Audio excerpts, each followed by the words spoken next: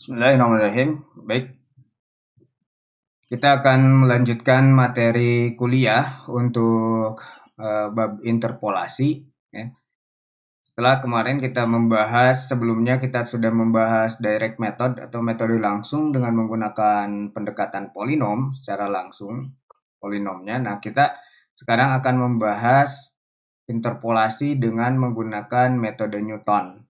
Sering juga ini disebut dengan polinom Newton. Jadi Newton ini dia membuat satu skema polinom bentuknya untuk menginterpolasi suatu data. Nah, kali ini dalam materi kali ini akan dibahas tentang metode Newton untuk orde 1 dan orde 2 saja. Nah, selanjutnya nanti di materi berikutnya atau pertemuan berikutnya kita akan lanjut ke metode Newton untuk bentuk umum atau orde 3 dan seterusnya bentuk umum. Ya. Baik, kita lihat seperti yang sudah dibahas sebelumnya tentang apa itu interpolasi. Ya, di sini saya akan eh, apa ulas kembali tentang interpolasi. Ya, interpolasi yang akan kita lakukan di sini adalah kita menebak.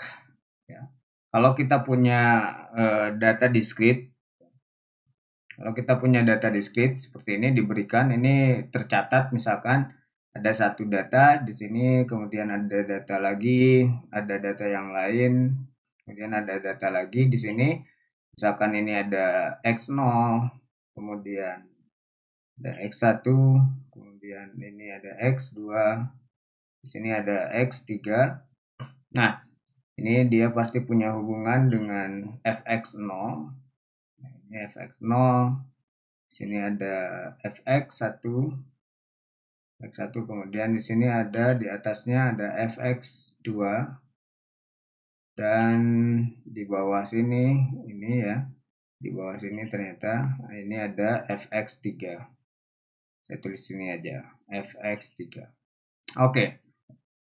Nah, jadi biasanya pencatatan dilakukan ya secara diskrit. Jadi orang mengamati tidak secara kontinu, dia mengamati persatuan waktu, misalkan per detik atau per menit atau per jam, ya tergantung waktu dia pengamatan, periode pengamatannya berapa. Atau mungkin saja pengamatannya per minggu atau seperti sensus 10 tahun sekali gitu kan, itu pengamatannya.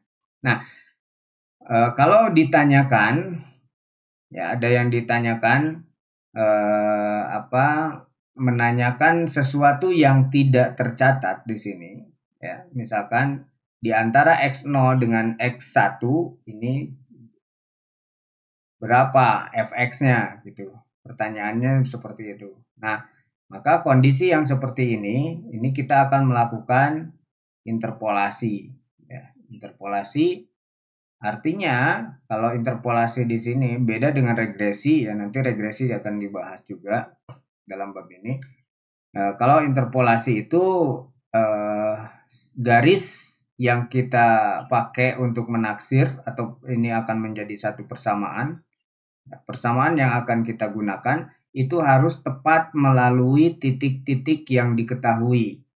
Beda dengan regresi, regresi itu biasanya mencari apa seperti ini.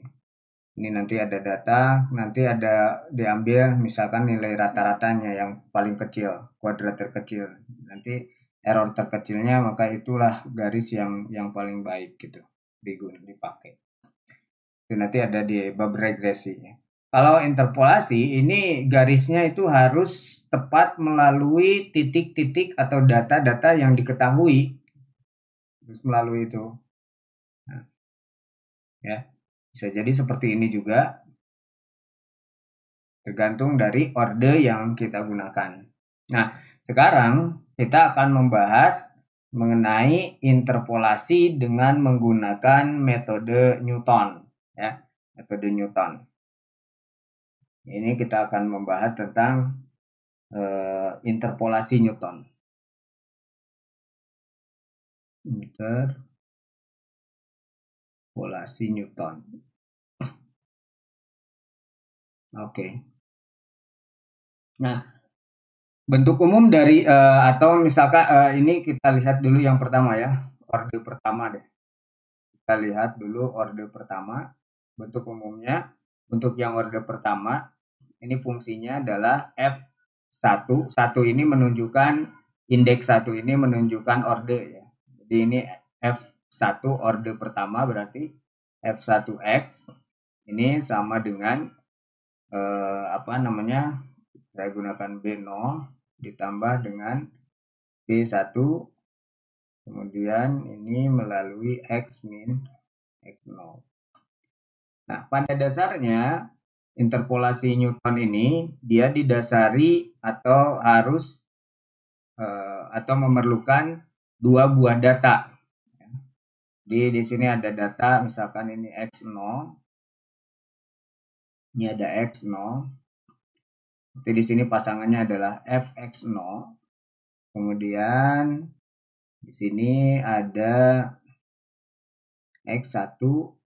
Nah, ini yang linear ya, Newton yang bentuknya bentuk yang linear. Ini Fx1. Nah, F1 ini, F1 yang digunakan untuk interpolasi Newton itu adalah persamaan garis lurus yang menghubungkan dari dua titik ini. Dua titik, katakanlah ini titik A, kemudian yang ini titik B. Jadi F1 ini adalah garis ini. Ya, ini adalah F1.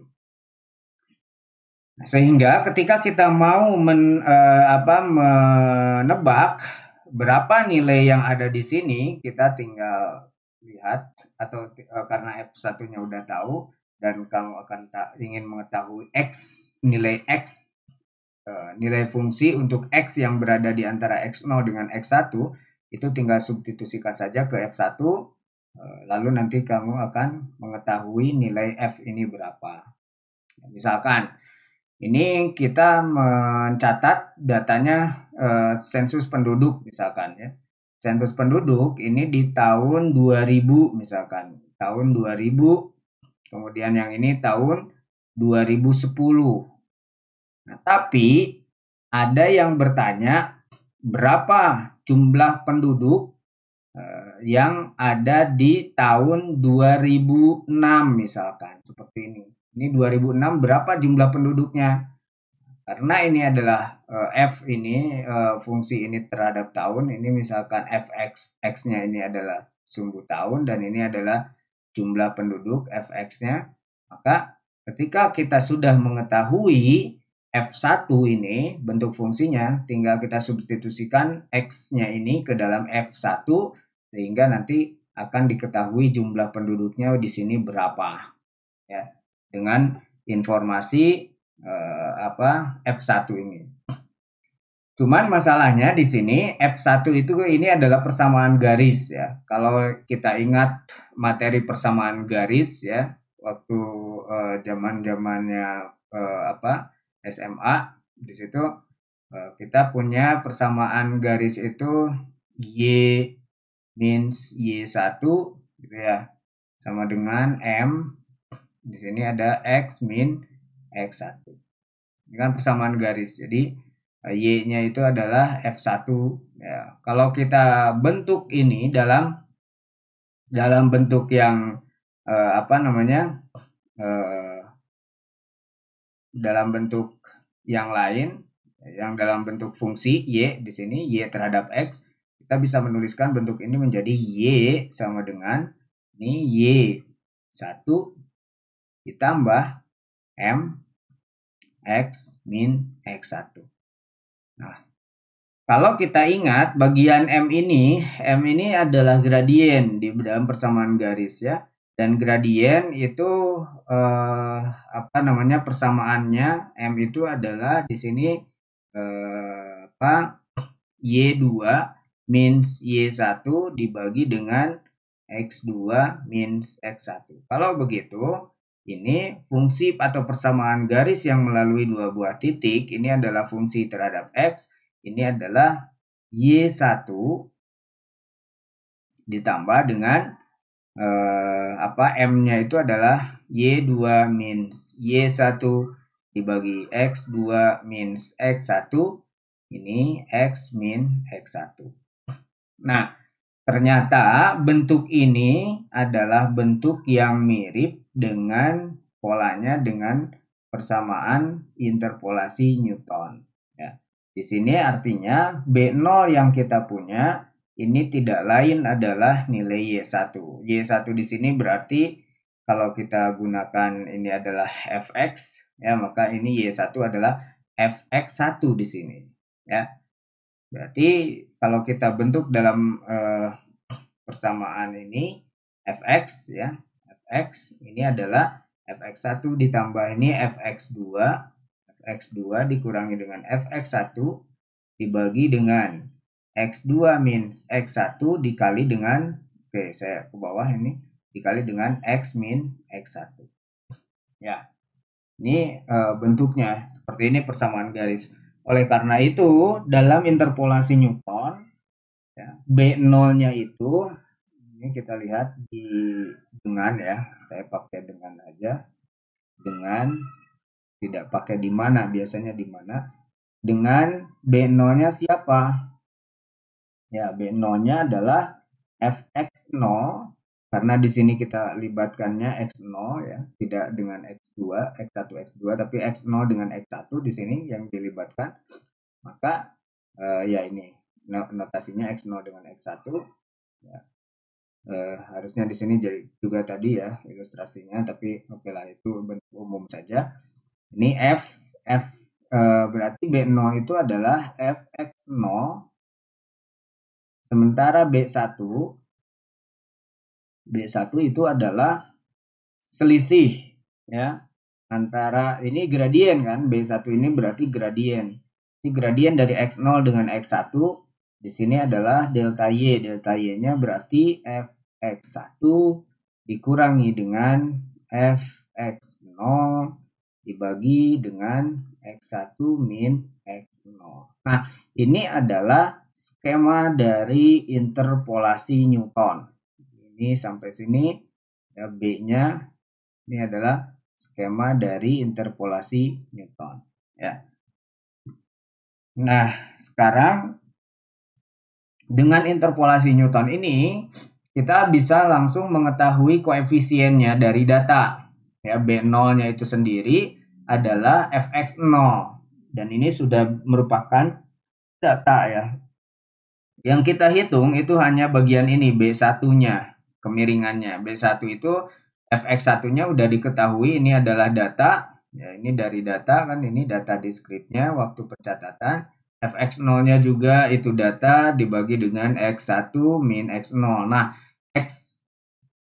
F1 ini dia akan berfungsi untuk X yang berada di sekitar X0 sampai dengan X1. Seperti ini ya. Ini berfungsinya F1 ini adalah untuk semua X yang berada di antara X0 dengan X1, termasuk X0 dan X1-nya, karena memang garis ini dipaksakan untuk melalui dua buah titik ini kan. Karena ini adalah metode interpolasi. Harus melalui titik atau data yang diketahui. Baik, itu adalah materi tentang interpolasi Newton untuk orde pertama. Sekarang kita lihat contohnya. Contoh yang yang biasa yang sebelumnya juga saya menggunakan contoh yang ini ya. Contoh tentang penerbangan suatu roket ya. Penerbangan suatu roket ini didefinisikan atau tercatat di sini dalam tabel. Ada tercatat di tabel di sini. Ya, ini pencatatan antara waktu dengan kecepatan. Meter per detik ya kecepatannya. Di sini pada waktu T-nya 0, kecepatannya masih di 0. Kemudian pada waktu detik ke-10, kecepatannya naik menjadi 227,04 ya. Kemudian kecepatan di 15 itu adalah 362,78. Kecepatan di 20 itu adalah 517,35. Kecepatan di 22,5 detik itu 602,97 dan setelah dicatat di detik ke-30 kecepatannya adalah 901,67 di sini 67 ya. Nah, pertanyaannya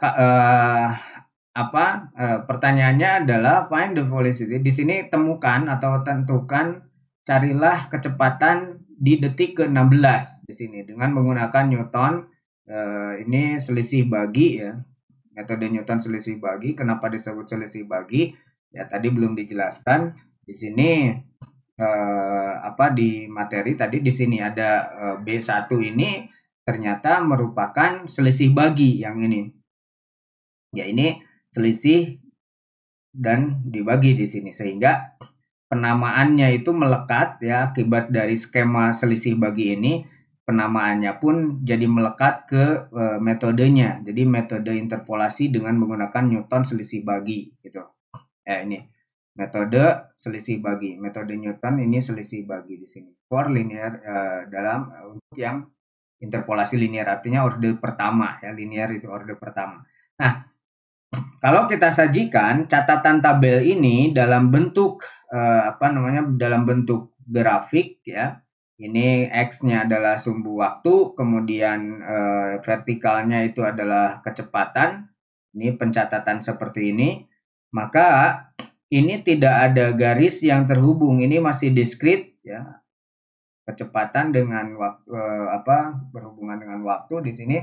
Pencatatannya pencatatan yang diskrit 0, kemudian di 10 di sini ada 227,04 ya sekitaran di sini. Kemudian di detik ke-15 itu kecepatannya 362 di sini. Kemudian di detik ke-20 ini ada 517 ya, 517. Kemudian di detik ke-22,5 ini ada, kemudian di detik ke berapa? Ini detik ke-30 itu ada 901 di sini. Ini kalau disajikan dalam bentuk dalam bentuk grafik ya seperti ini. Nah, tapi pertanyaannya itu adalah mencari kecepatan yang ada di detik ke-16. Sementara orang yang atau pengamat itu tidak mencatat detik ke-16 di sini. Ya, tidak ada di detik ke-16. Ya, detik ke-16-nya tidak tercatat sehingga kita harus melakukan interpolasi di sini untuk menentukan untuk menentukan kecepatan di detik ke-16 itu. Kita akan gunakan metode Newton ya untuk yang linear di sini. Metode Newton yang pertama, yang linear orde pertama. Ya, kita akan lihat bagaimana atau berapa besar kecepatan di detik ke-16. Ya, ini contoh ini saya ambil dari ini referensinya ada di sini ya, numerical method.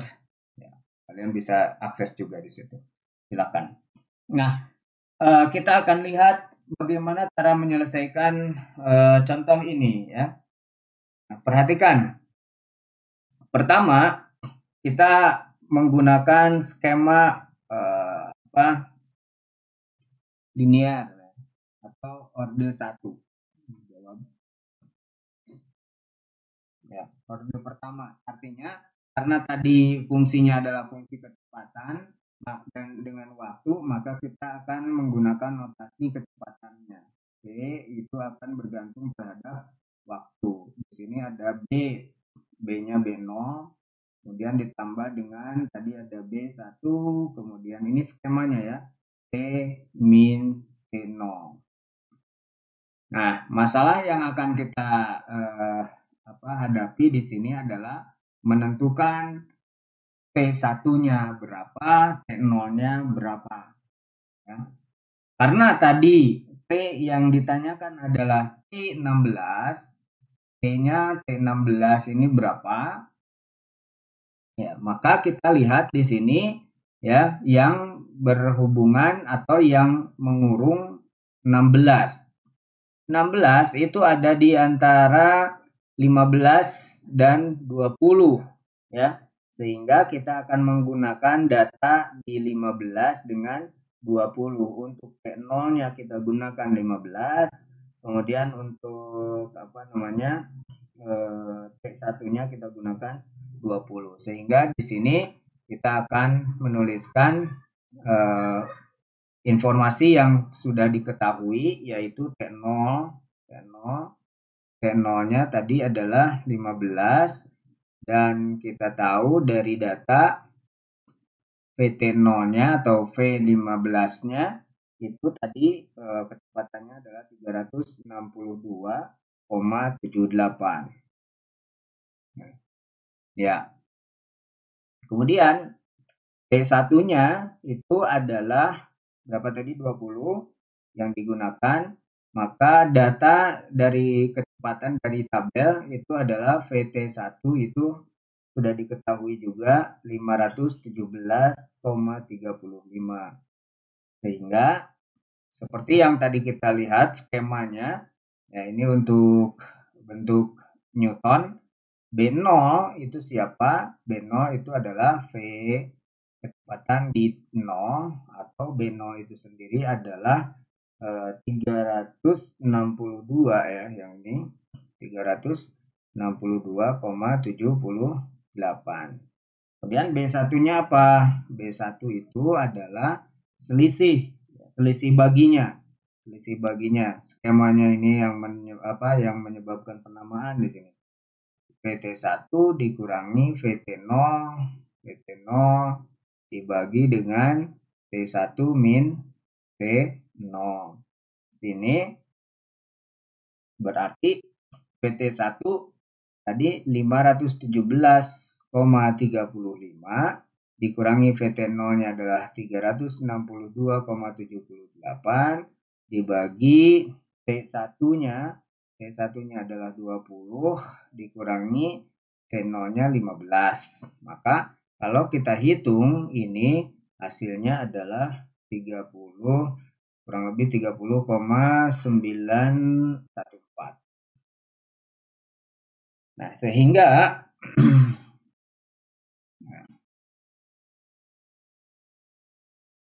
sehingga bentuk umumnya itu sudah diketahui sekarang ya. Jadi VT itu yang ini ya, B0 ditambah B1 T min T0.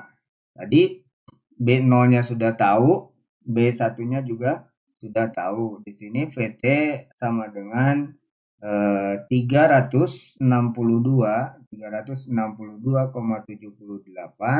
ditambah B1 tadi berapa? 30,914 dikali dengan T min T0-nya. T0-nya adalah 15. Nah, ini adalah fungsi yang bisa digunakan untuk menginterpolasi nilai-nilai yang berada di interval T0 sampai T1 atau 15 sampai 20. Jadi ini persamaan ini berlaku untuk interval 15 kurang dari sama dengan T kurang dari sama dengan 20. Ya.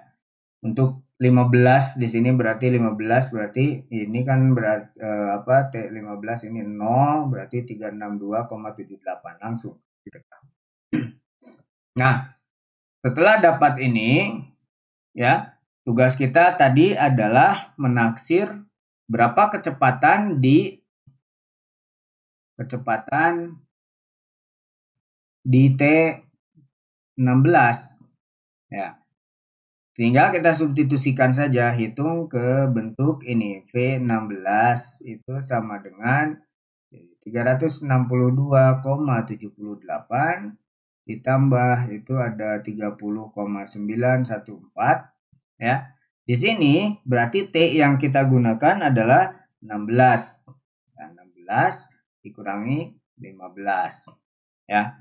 Ini artinya kalau kita hitung ini 16 dikurangi 15, 1 berarti ini 30,914 ditambah dengan 362. Berarti ini ada berapa? 390, ini berapa? 362 ini ya. Berarti 3, berarti ini dari 9 ya ke sini. Berarti ini 393. Kalau kita bulatkan kedua angka ini 0,69 meter per detik. Nah, ini hasilnya ketika kita menghitung dengan menggunakan metode Newton untuk yang kuadrat untuk yang orde pertama ya, atau linear ya, disebutnya linear atau orde pertama ya, P1 ini. Nah, ini sudah selesai untuk yang orde pertama. Jadi ketika nanti ditanyakan berapa kecepatan di T16, jawabannya adalah ini. Jadi walaupun tidak tercatat, ini kita punya penaksiran ya, penaksiran nilai untuk T sama dengan 16. Seperti itu. Oke. Baik, kita akan melanjutkan ini ke kuadrat ya. Newton, interpolasi kuadrat Newton. Orde 2, interpolasi Newton orde 2. Ini ke orde 2. Nah, di orde 2 seperti yang waktu di direct method atau metode langsung atau disebut juga dengan polinom, ya itu kita membutuhkan 3 data di sini ya. 3 data. Jadi kalau kita ilustrasikan dalam grafik, kita punya 3 data di sini, 1, kemudian misalkan di sini 2 dan di sini 3. Jadi di sini pasangannya adalah x0 dengan y0 atau fx0 bisa juga. Kemudian di sini ada x1 dengan y1 dan di sini ada x2 dengan y2. Nah, tugas kita adalah mencari bentuk fungsi yang bisa menghubungkan ketiga titik ini. Jadi kita punya fungsi ya yang bisa menghubungkan ketiga titik ini. Nah, ini kita akan gunakan kuadrat. Maka notasinya adalah F2 di sini. F2. 2 di sini adalah indeks untuk menyatakan orde ya. Ini sumbu X dan ini sumbu Y. Ya. Nah, dengan menggunakan metode Newton ya. Bagaimana skema di metode Newton?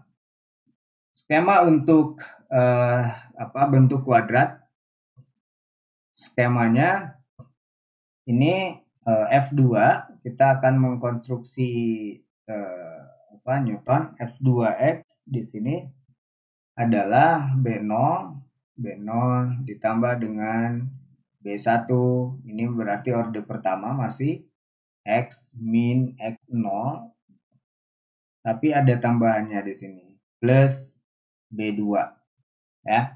B2-nya adalah X min X0 dikali dengan X min X1. Ini 1 ya. Nah, ini sama seperti yang tadi.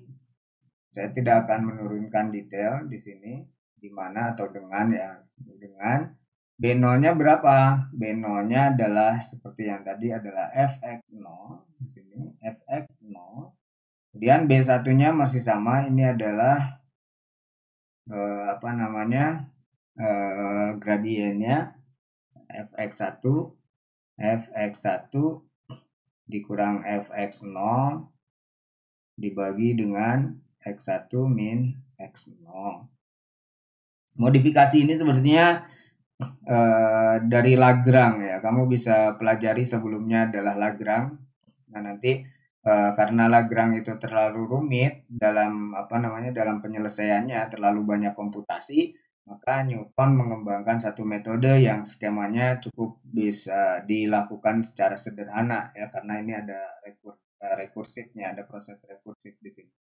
B0, B1, kemudian di sini B2-nya berapa? B2-nya itu adalah hasil dari B1 itu sendiri. B1-nya digunakan juga. Tapi di sini ada selisih. Saya tulis dalam bentuk ini aja ya, kemiringan di sini ya. Kemiringan di sini itu adalah Fx2 dikurangi dengan Fx1. Fx1 dibagi dengan X2 min X1.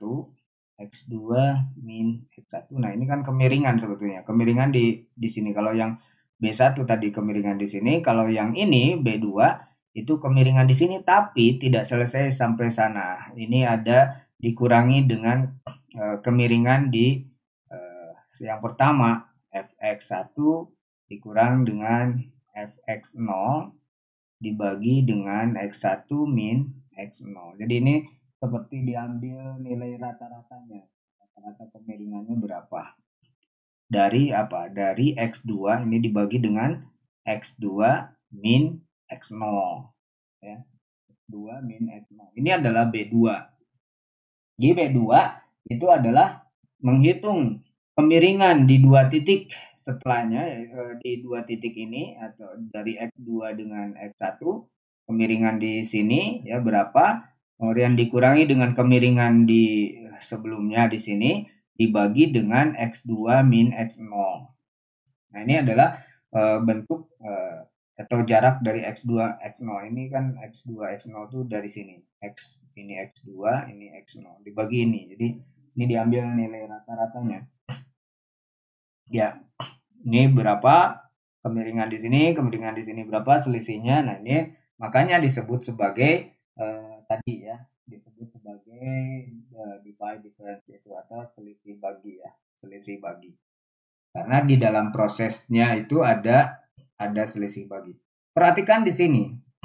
Dalam skema ini kita tidak membutuhkan yang seperti di direct method kemarin, eliminasi, substitusi dan lain sebagainya. Itu kadang-kadang ke kemarin ke metode OBE ya, operasi baris elementer Gauss-Jordan, dan itu cukup lumayan perlu waktu juga. Nah, di sini untuk yang metode Newton itu kita tinggal menggunakan data yang kita punya ya. Jadi ini fx0 ini kan sudah tercatat datanya berapa, fx1 juga udah ada, fx0 di sini selisihnya udah ada di sini, B1 bisa diketahui, B2 pun sama. Kenapa? Karena kita sudah tahu nilai yang ini ya. Nilai yang ini dipakai di sini nanti. Atau langsung substitusi ke sini datanya juga bisa. Ini disubstitusi datanya, fx2 punya datanya, fx1 juga punya data. Ini semuanya ada datanya ya. Jadi tidak ada proses eliminasi Gauss-Jordan ataupun yang lain seperti halnya di direct method polinom itu. Ya itu kan agak repot ya, kita harus eliminasi Gauss-Jordan, itu ada metode lagi makanya. Nah, ini metode Newton dianggap metode yang cukup mudah dilakukan. Cuman nanti apakah errornya itu bagus atau tidak, nah itu nanti ada bisa dibandingkan dengan metode-metode lainnya sebetulnya. Jadi ada perhitungannya, ada komputasinya. Nah, ini adalah skema untuk metode Newton orde 2 atau kuadratik ya. Interpolasi kuadrat yang menggunakan Newton. Nah, sekarang kita akan lihat contoh ya, contoh dari atau aplikasi untuk metode kuadrat ini, interpolasi kuadrat ini. Nah, kita akan menggunakan contoh yang sama ya dengan sebelumnya. Di sini bedanya hanya di bagian ini. Kita akan menggunakan metode Newton interpolasi kuadrat ya, dengan menggunakan metode Newton kuadratik. Nah, ini sudah tercatat di sini kecepatan seperti tadi ya, kecepatan untuk roket, penerbangan roket ya, kecepatannya di detik ke-00, di detik ke-10 adalah 227,04, di detik ke-15 362, detik ke-20 517, detik ke-222,5 itu 602,97, di detik ke-30 itu ada 901,67. Nah, pertanyaan yang sama yaitu kita diminta untuk menentukan kecepatan di detik ke-16. Berapa kecepatan di detik ke-16 dengan menggunakan Newton ya, metode Newton untuk interpolasi kuadrat. Kita akan menentukan nilai dari kecepatan di detik ke-16 ya. Ini kalau disajikan dalam bentuk grafik tadi ya. Nah, baik, kita akan membahas ini, berarti karena ini adalah dengan menggunakan interpolasi kuadrat, maka kita butuh berapa? Kita membutuhkan berapa titik? 3 titik ya. Pilihannya dari 3 titik ini kita coba. Pilihannya yang mana? Jelas 16 itu ada di sini. Di antara 15 dengan 20. Ya. Nah, 15 dengan 20 ini selisihnya 15 dengan 20 ini udah mencakup ke 16. Nah, pertanyaannya apakah kita ambil yang 10? Jadi nanti kita punya 10, 15 dengan 20 atau kita ambil yang 22,5 ya. Tinggal kamu hitung mana yang paling dekat. Saya akan menggunakan hitungan yang paling dekat. Jadi yang kita gunakan di sini kalau kita ke 10, 16 ke 10 itu selisihnya adalah 6 ya. Selisihnya adalah 6. Tapi pada saat kita mau ambil data di 22,5 ya, ke 16 ke 20 itu 4 ke 22 berarti 6,5 itu berarti ini datanya adalah selisihnya adalah 6,5. Maka yang akan kita gunakan itu adalah data ke 10, detik ke 10 datanya, detik ke 15 dan detik ke 20. Itu yang akan kita gunakan ya untuk mencari bentuk interpolasinya. Oke. Sehingga ini kita catat bahwa bentuknya tadi berapa? PT-nya itu adalah yang ini orde 2 ya. PT-nya itu adalah tadi B0 ditambah B1, B1-nya T min T0, ini mudah diingat sepertinya skemanya ini.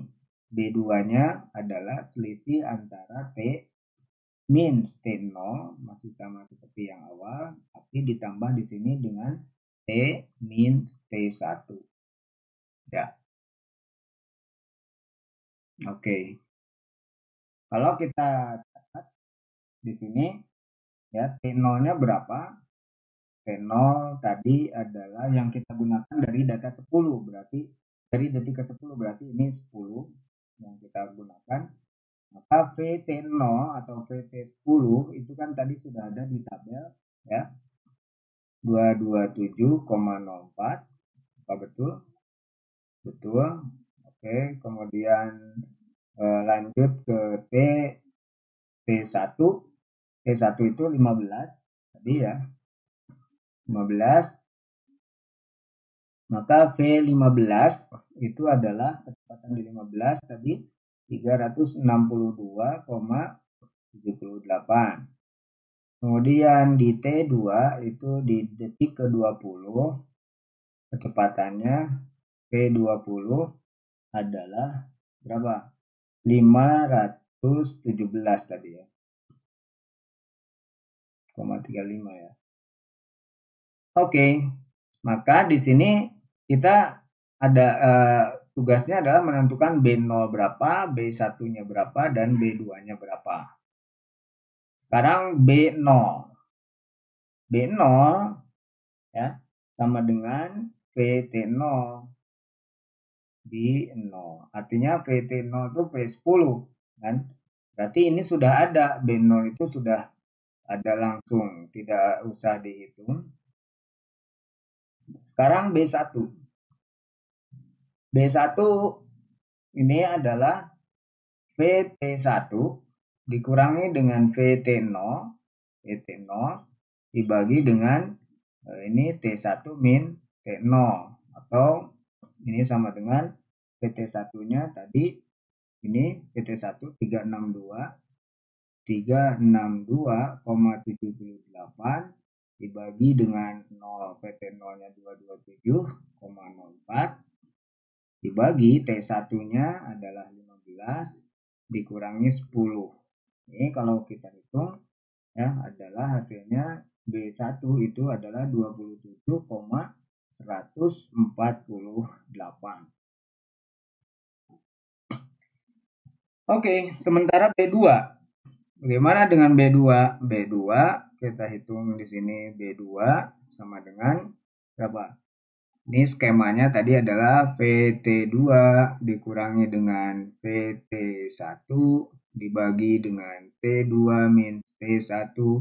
Ini kemiringan di yang kedua dikurangi dengan kemiringan di pertama VT1 min VT0 dibagi dengan T1 min T0 dibagi dengan, ini dibagi lagi dengan bentuk ini T2 dikurangi dengan T1. T0, sorry. T0 kan ini udah semuanya. Rata-rata. T02 dikurangi dengan T0. Hal ini berarti kita punya PT2 itu tadi berapa? PT2 itu ini 517 ya. 517,35 dikurangi VT1-nya adalah 362,78, T2-nya 20 dikurangi dengan 15, T1-nya dikurangi VT1 itu adalah 362,78 dikurangi dengan VT0 227,04 dibagi dengan T1 adalah 15 dikurangi T0-nya adalah 10 dibagi semua ini dengan T2. T2-nya berapa? 20 dikurangi dengan T0 10. Ini kalau kamu hitung hasilnya coba dihitung ulang 30,914 ya, yang ini dikurangi dengan 27,148 dibagi dengan 10. Hasilnya B2 adalah 0,37660. 0,37660. Coba diperiksa ulang bagian ini, silahkan. Ya, sehingga kita punya persamaan ya, kuadrat. Ini persamaan kuadratnya adalah jadinya VT. VT-nya adalah VT-nya berarti saya tulis ulang kembali B0 ditambah dengan B1 tadi B1 T min T0 T min T0 ditambah dengan B2 di sini T min T0 ini dikali dengan T min T1. B0 tadi kita udah punya hasilnya berapa tadi? B0 langsung ya, ini B0 dari data 227,04 ditambah B1 tadi 27 ya. B1 27 ya. Ini adalah 27,148 ini dikali dengan T min T0-nya adalah 10 ditambah B2 tadi terakhir B2 adalah 0,376 ya. 37660 ya. Ini T min T0-nya adalah 10 dikali dengan T min 15. Nah, persamaan ini dia bisa berlaku untuk nilai T yang berada di interval 10 sampai dengan 20. Jadi tidak hanya 16 ya, tidak hanya 16 saja, kita juga bisa menghitung untuk T sebarang yang berada di antara atau di interval 10 sampai 20, bisa 11-nya, 12, 13 atau seterusnya sampai 20 ya. Nah, kalau tadi ditanyakan di soal kecepatannya di detik ke T16, maka kita tinggal substitusi saja T-nya ke dalam bentuk fungsi ini dengan T-nya 16, sehingga kita bisa menuliskannya ini misalkan V16 itu sama dengan B0 22 227,04 ditambah ini ada 27,148, ini mirip-mirip ya. Kemudian T-nya di sini adalah 16. Jadi 16 kurangi 10, tinggal substitusi saja, ditambah 0,37660. T-nya tadi ingat kita ditanyanya adalah di 16 min 10, ini juga 16 min 15. Oke. Nah, sehingga kalau kita hitung ini hasilnya ini 16 min 10 kan gampang dihitung ini dulu ya. 6 nanti kalikan ya seperti itulah, ini perkalian operasi aritmatik biasa. Ini hasilnya adalah 392,19 meter per detik. Nah, ini hasil dari orde kedua ya. Jadi kalau kita hitung dengan menggunakan orde kedua, kita bisa menggunakan kita bisa menghasilkan nilai angkanya adalah 392,19. Nah, setelah kita menghitung yang orde kedua, kita bisa mengetahui errornya berapa. Errornya berapa, absolute relatif errornya. Tentu ini yang aproksimasi ya, karena kita tidak punya nilai sejati atau tidak punya nilai analitiknya di sini. Jadi ini errornya adalah error aproksimasi ya. Kita bisa menghitung error aproksimasinya atau absolute error aproksimasi, error hampiran, galat hampiran ya, dalam satu operasi yang lain disebutkan. Ini kita bisa menggunakan error hampiran ini untuk memeriksa hasil dari orde 1 dengan orde kedua. Nah, tadi orde kedua, ini yang kedua dulu ya. Hasilnya adalah 392,19. Kemudian orde pertama itu adalah 393 ya, coba back videonya. 393,69 dibagi dengan hasil yang saat ini. Hasil saat ini dengan menggunakan orde 2 adalah 392,19. Nah, ini dikali dengan 100. Kalau 100%.